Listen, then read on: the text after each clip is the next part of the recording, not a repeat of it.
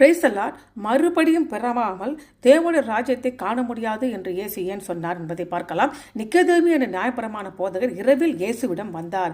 ஏனென்றால் எச்சரிக்கையுடன் அவர் இயேசுவை அறிந்து கொள்ள விரும்பினார். அவர் இயேசு அநேக அற்புதங்களை செய்வதனால அவர் தேவனால் அனுப்பப்பட்டவர் என்று ஒப்புக்கொண்டார். அதற்கு பிரதியுத்தரமாக இயேசு யோவான் 3:3 ஒருவன் மறுபடியும் பெறாவிட்டால் தேவனுடைய ராஜ்யத்தை காண மாட்டான் என்று மெய்யாகவே சொல்லுகிறேன் அப்படி என்றாரு. தேவனுடைய ராஜ்யத்தை காண்பது என்பது ஆவிக்குரிய சத்தியத்தை புரிந்து கொள்வதாகும். தேவனுடைய ராஜ்யத்தில் பிரவேசிப்பது என்பது தேவனுடைய நித்திய ஜீவனை கொண்டிருப்பதை குறிப்பிடுகிறது. அதற்கு முதலாவது தேவனுடைய ராஜ்யம் என்றால் என்ன என்பதை புரிந்து கொள்ள வேண்டும்.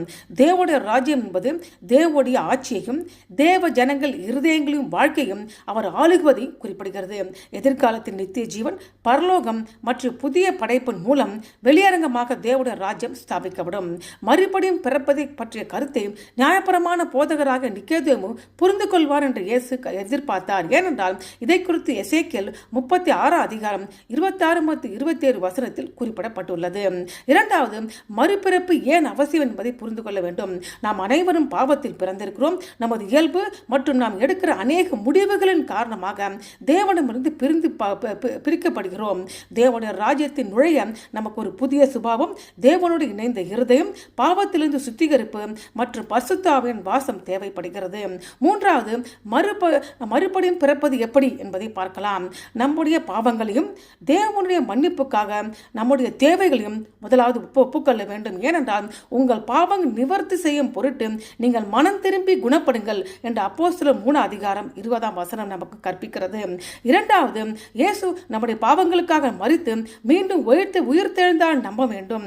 ஏனென்றால் கர்த்தராகிய இயேசுவை நீ வாயினாலே அறிக்கையிட்டு தேவனை மரித்தோடு எழுந்து எழுப்பினான் இருதயத்தில் விசுவாசித்தால் ரட்சிக்கப்படுவாய் என்று ரோமர் 10:9 நமக்கு கற்பிக்கிறது.